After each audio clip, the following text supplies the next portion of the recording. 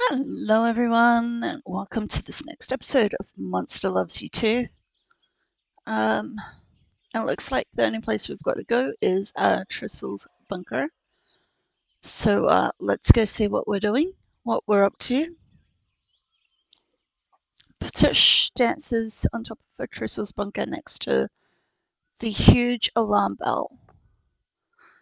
The feeding bell, which usually hangs beside the alarm bell, is still missing. Monsterlings climb the bunker walls hoping to get out of Rook's reach. Patish kicks them down as they reach the lip of the roof. I'm the coop's lookout. If you're the lookout, how come you didn't alert the elder when someone stole the feeding bell? Let me up, Patish. I can't find Rook again. I'll do whatever you want. I want you to stay down there. Akno hits the ground like a sack of meat.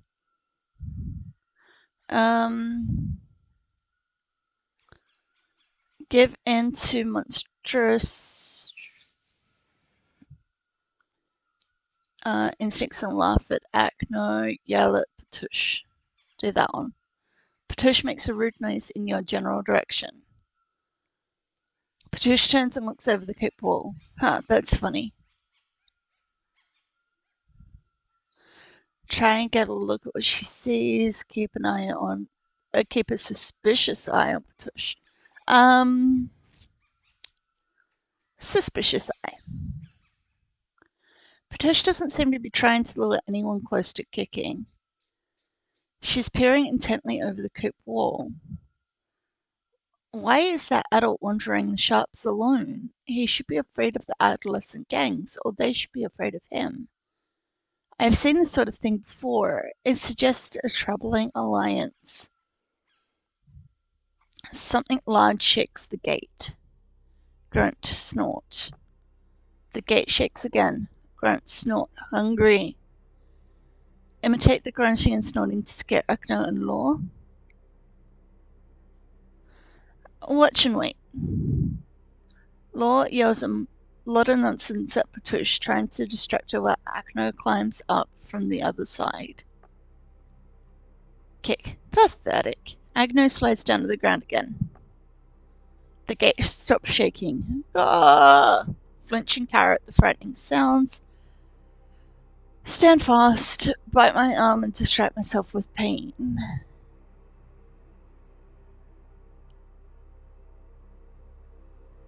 Stand fast. You hold on to your equanimity, but nobody seems to notice or be impressed. The noises stop. All you hear from the outside is retreating heavy footsteps. Then Diddy and Rancid join you and Gory off to one side of the bunker. What were those noises?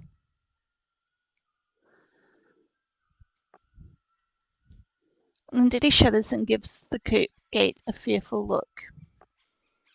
Agno, Law, and the rest of the monsterlings at the base of the bunker walk off towards the tussle ground. The sound of Rock fighting other monsterlings echoes from all the walls of the coop. Wow, such violence. The fighting begins to die down. Wow, Rock beat up everybody. I sure am glad I'm safe up here.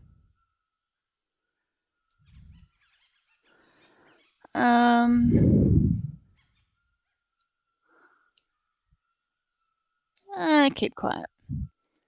Lindity looks up at Patish, no at the big alarm bell next to her. The feeding bell was too small, too light. Lindity leans close to you and Rancid, then reluctantly beckons Gory over as well. Hey, help me sneak up there and get that bell. I think it's the key to slowing Rogue down.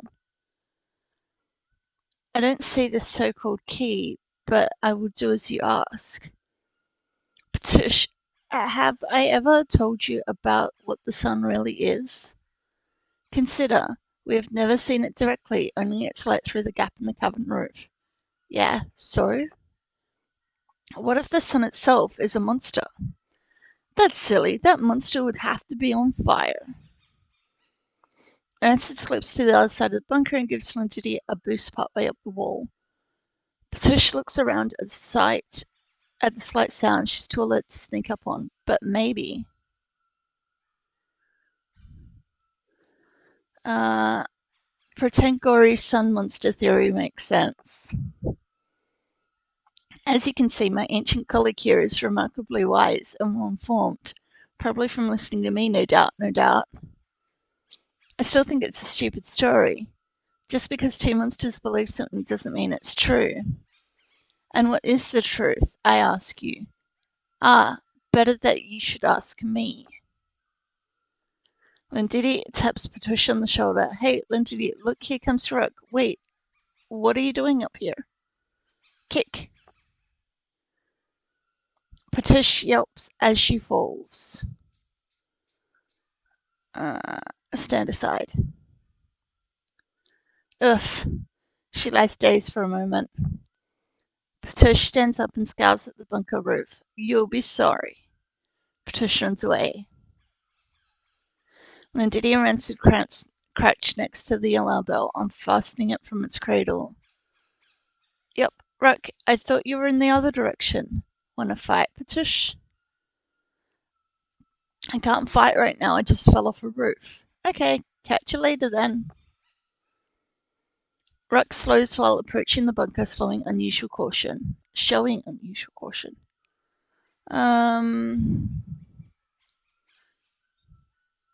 I step up myself and lure Ruck in. Oh hey, wanna fight? You just stand there like some kind of obstacle. Is that a yes or a no? You stand there like some kind of statue. I'm not hearing no. You stand there like some kind of distraction. Ruck clubbers you with one fist, you just stand there like some kind of target. Bong. Ruck is stung by the bell's vibration. Grab one of the chains and tie Ruck to the bell. Get away before I get hit. Let Gory do it. Nice, yes. I could have done that. I know how to tie knots. Despite his brave words, he keeps his distance. Ruck struggles fiercely against the chain, barely moving the heavy metal bell. I'm glad that worked. Me too. I don't have any other ideas. I didn't have any other ideas. Me either. I did. Rancid just looks at him. Well, I did. No comment. Ruck tries to figure out the knot and doesn't seem to understand the concept. I want to fight, but I don't want to fight a bell. Ruck punches the bell several times. Bong, bong, bong.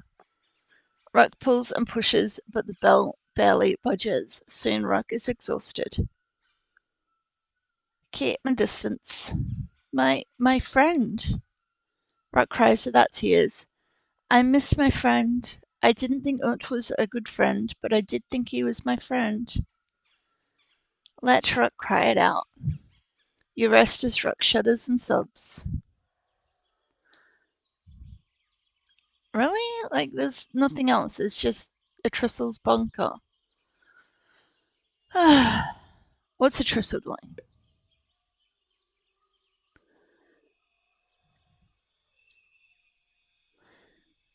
If you see an outside thread, Patush, scrape one of those matches on the rough strip to ignite it. Then light the signal fire. No false alarms this time. I don't know exactly how long I'll be away. It's politics. While I'm gone, you can all eat this. Tristle dumps out the meaty contents of her hunting net and then departs the goop. Though there's no feeding bell and no one has spread the word, the smell starts bringing monsterlings to the table. As more and more hungry mice approach the table, the usual squabbling starts to break out. Trevort shoves Acno down. Pliny grabs a hunk of slimy meat and runs off. Get in there and eat my fill. And get plenty to eat. Nice, we got some guts back. As he leaves the table, Gory whimpers. All he got was a single spider leg.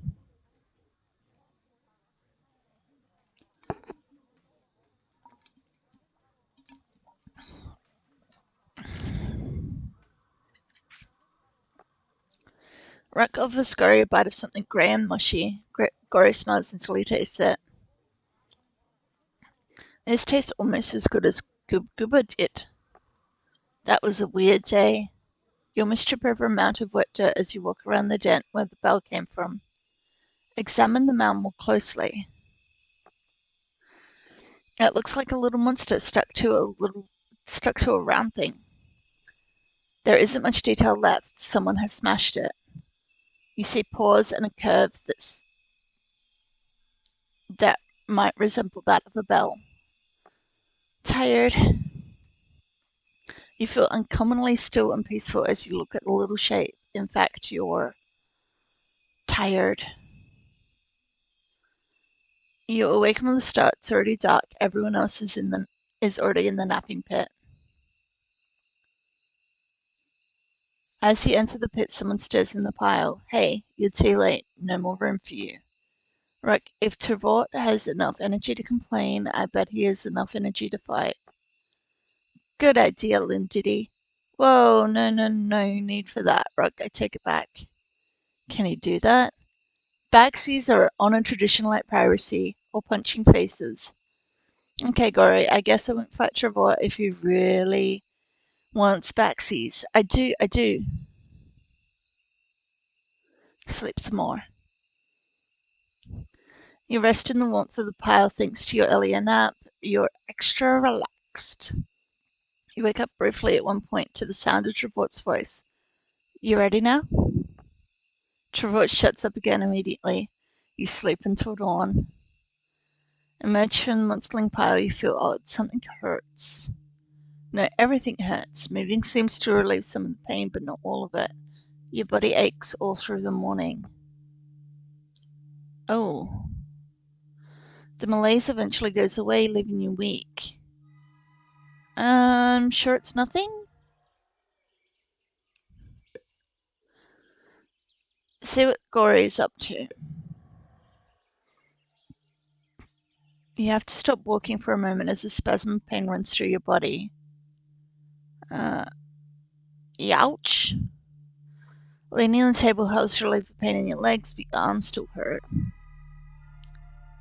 You stagger onward and come up upon Gory. He looks up from the dirt he's been poking at as you approach. Ask Gory for help with pain. Gory looks at you up and down, his eye narrows. I'm glad you came to me with this problem. He holds up his claws and stares at them for a moment. This one. Gory starts sharpening one of his claws against the others. Now that my instrument has been properly honed, Gory jabs towards the small of your back with a sharpened claw. Trust him? The sharpened claw pokes deep. The sting radiates and fades, and you feel your other pain fading with it. It worked. Gory gives you a sidelong glance. Just as I knew it would. Gory claps you on the shoulder with his other paw. Thank you for your faith, old pirate. Gory continues to poke at the dirt. Wow, he really likes dirt. Everybody likes dirt. It's one of the food groups. Your pain from before starts to return, this time starting in your feet. It shoots up to your belly almost instantly. You look unwell. Do you find me frightening somehow? I always hoped someone would find me intimidating someday. I'm not afraid, I just need help. Don't move. He pokes you in the same spot as before. It's not working. The pain increases. You fall and writhe on the ground. Gory stares at you for a moment. Fear not, for I have another idea. Gory runs off. You continue to hurt. Weep while nobody's here to see. You let your emotions flow out through your eyes. The pain begins to fade away. Within a few rapid heartbeats, you're feeling just fine. You feel better than fine, in fact. Your body is perfect rest and your mind is almost serene. Gory and Law huff and puff as they skid to a halt in front of you. Now Law will hold your arms while I hold your legs.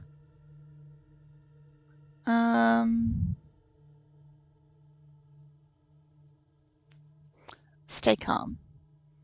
Why do I get the arms? Because my hide is rather delicate, so it's best if you are the one that gets bitten. You rise to your feet and turn your head. Everything looks just a little bit different. Didn't you used to be shorter than me? Ah, yes, a common misconception. No law, the old monsterling here just stood up. A vertical monster is taller than a monster who is supine and or prone. Except poor Goob Goober, I miss him. Law throws his paws in the air. I should know better than to talk to you, Gory. He stalks away, snarling under his breath. Lindidi arrives. What's Law so mad about? Did you confuse him again? He confuses himself. He should listen more carefully to prevent this. Lindidi swivels her eye stalks in your direction. You look a little different. No, it's because a vertical monster is. Lindidi waves Gory off and he shots up. I mean, look at you. You're still practically a newborn. It should be a long time before you grow, and here you look halfway to adolescence. The old monsterling is older than anyone looks. Lindidi glares and Gory shuts up again. Weird. Must be a trick of the light. Ooh, I've grown up a bit. A tussle ground? Join Lindidi by the big rock on the tussle ground.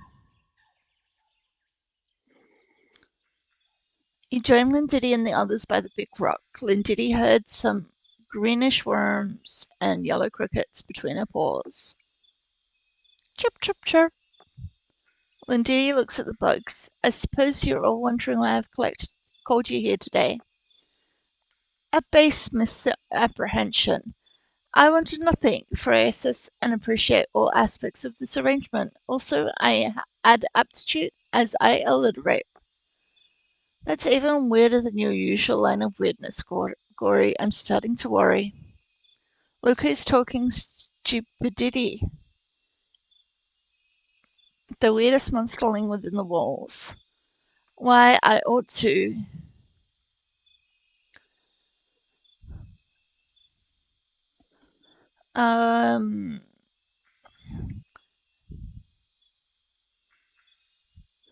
Step between them and tell them they're both weird, but that's okay. Nice, I hate fights for no reason. I get what you mean, Rancid. I'm learning that too. Alright, enough of this. Gory? Yes? Here, have some. She shoves 2 worms and 3 crickets in Gory's direction. Gory picks up the crickets and eats them one by one. Chop chop crunch. Lindidi tosses some worms to Rancid. The reason I asked you all here is that we're all weird. Lindidi extends 3 worms and the last cricket towards Ruck, wincing. Ruck takes them gently and begins nibbling away. Chirp. Lindidi passes some worms to you. These worms eat the bark of certain trees up above the cavern roof. Try them. Take the worms and eat them. You somehow recognize the intense flavor as cinnamon. Your taste buds overload with spicy redness. Careful, it stings your tongue. Gory, slurping his worm, stands up and immediately sits down again. Well, this is so good. What is it? I like it very much and would like more. I can't fight this feeling. Lindidi shakes her head, her eyes water from the spicy vapors in the air. My tongue isn't working right. Rancer places the object on the ground. It's a feeding bell. How many bells are we going to steal anyway? Rancid shrugs. Are there any more to steal? I buried that after you strangled me with it. I saw and remembered and had an idea and dug it up. We all talked about it. It's a bell. And you want to know about bell curves? So measure this. Gory shakes his head and exhales slowly. So measure this fine bell's curvature and perhaps you will find what you seek. Oh, if it doesn't, you can always hit someone with it. When Diddy looks at the bell and gives it a tiny experimental shake. Ding, ding, ding! Maybe I shouldn't ring it for real now. Everyone would think it was mealtime. Anytime is mealtime if you're hungry enough. Agnew and Law approach from the direction of the table. I'm telling you, I heard the bell. You hear all kinds of things. Ferals outside the gate, singing in the shops. It's getting on my nerves. It's getting on my nerves even worse because I'm the one hearing it. I think something bad's coming. There's always something bad coming. No, Agnew, Laura's right. Something ill is in the wind. I don't know what being outside the middle of the bell curve means, but I now know if we work together we can do things no other monsterlings can do. Yeah, we caught Ruck, didn't we? Although, he smiles wickedly. Catching Ruck was kind of easy. What? I was hard to catch. You take that back. Let them fight. Gory and Ruck square off, circling quickly. Gory hops to one side, then the other, then leaps directly onto Ruck's casually outstretched paw. Gory sits down hard. Ruck pulls back a foot, then stops and doesn't kick him. Stop it. Yeah, you two, cut it out. We're just bonding. We can be better if we work together. We have potential. I can figure a lot of things out, but I get distracted and question myself. Gory never questions himself. Why would I do that? See? Ruck can beat anyone but the Elder in a fight, and Rancid can move about unseen. Listen. We need to think together, like walking together, but with our brains. She looks at you with her eye stalk raised.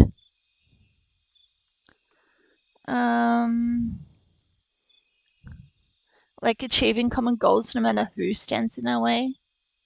Well, that too. Yeah, we could get some good fighting done. Monsters usually don't work together. Sometimes we get pairs that play off each other. And sometimes that's good, but most often it stinks.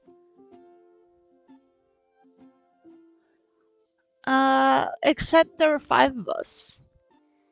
You know who could work together, Lindity? The humans.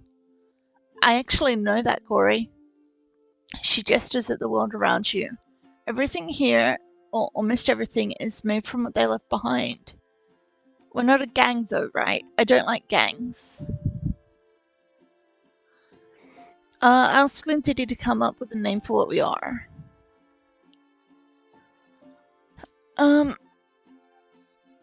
We're definitely not a gang. We're... oh, whatever that word is.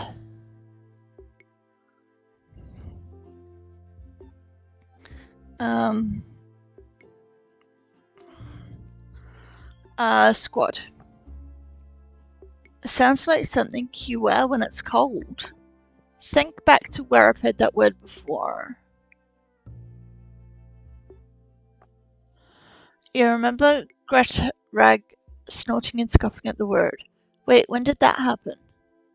A while ago. A long while ago. You know what? I think that's where I'm going to leave it. Just because that's a lot of talking. So, if you made it this far and enjoyed the video, please hit the like and subscribe button. Feel free to leave a comment, as I do read each and every single one. I hope you're having a wonderful time zone wherever you are in the world, and I will see you all in the next video. Bye!